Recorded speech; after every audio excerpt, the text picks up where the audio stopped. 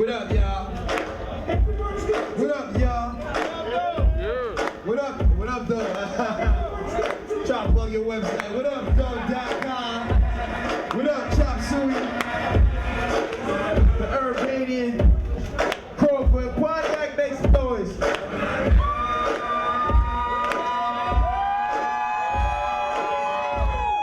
Yeah.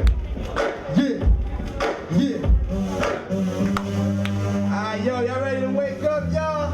Hell yeah! I'm finna wake y'all up on some motivational speaker shit. Y'all ready?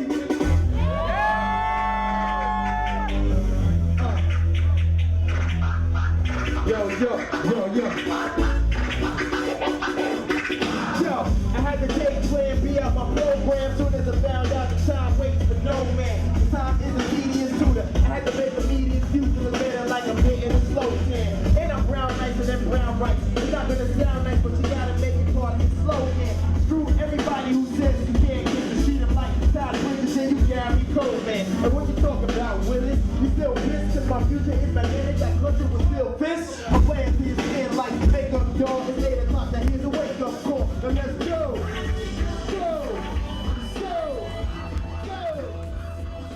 We're in the Crofoot on the 11th of March with 88 Keys, about to have a crowd control tour, little establishment going on.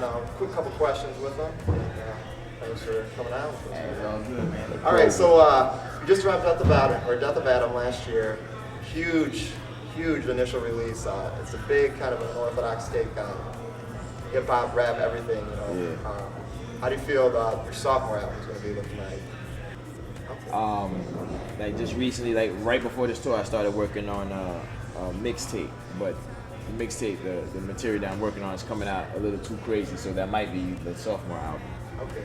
But I'm still on the fence about it because, you know, I always feel like I could always outdo myself. So I may just continue to make it a mixtape and just put it out for free for people to enjoy. You know, for those who've missed me all these years.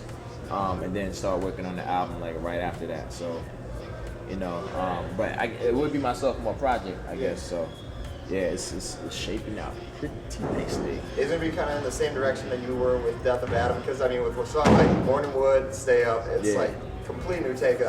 I loved it. It's phenomenal album, and it's gonna kind of be on that same spin, you know, unique 88 Keys approach to it. It will be unique, and it will be.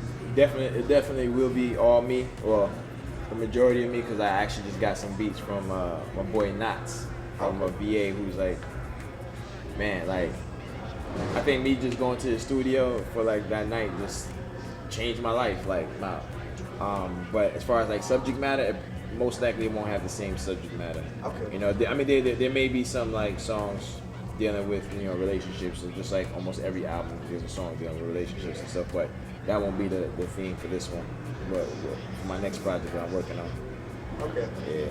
And from what I've read or kind of picked up on, all your family is kind of real in the medicine industry. Both your parents are doctors, nurses. Your brother's a doctor. Yeah. And you kind of took the alternate approach, the music approach. I mean, looking back now, how does your family feel about your career? I mean, you were just in the video with Kanye with the Stay Up, which was an amazing video on the side note. But how they feel about it on the whole, like with the complete career kind of switch from.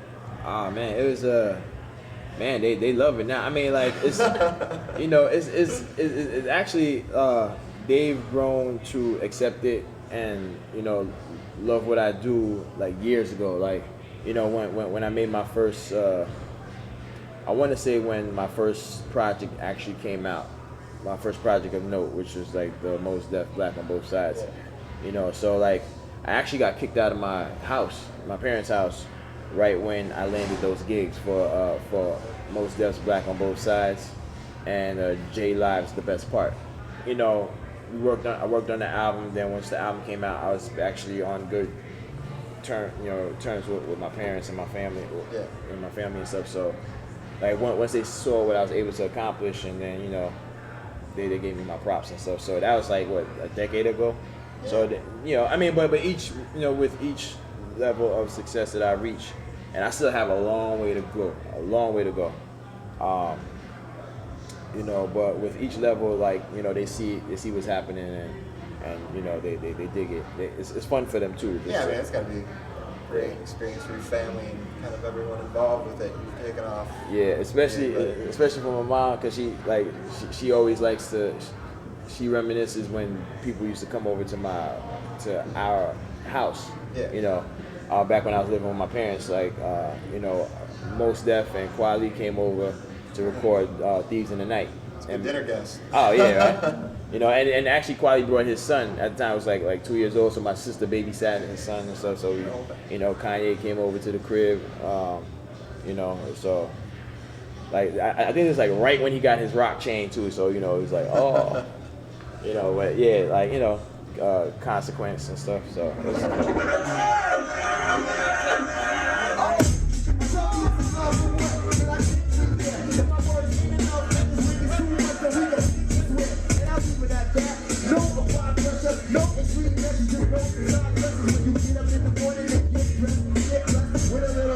Get fresh. Stop rushing, turn the red like the Russian flag. Now you start talking like it's like Spidey said, like Heidi spit, let's act we ain't single. Do this little Oh yeah, you get the real deal, Holyfield. Yeah, nah, I got my name from the Large Professor.